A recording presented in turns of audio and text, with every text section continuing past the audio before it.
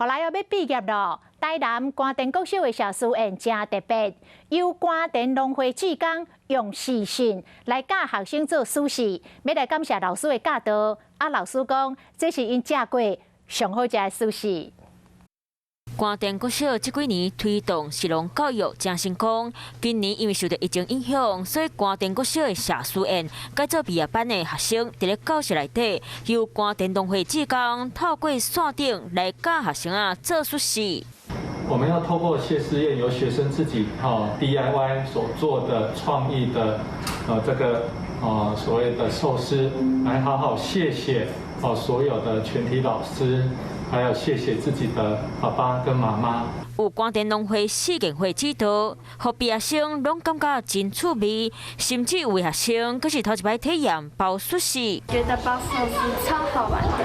虽然包寿司感觉真麻烦，不过参加的学生拢真认真伫咧做，希望会当家己动手做的寿司送给老师，感谢老师这6年来指导。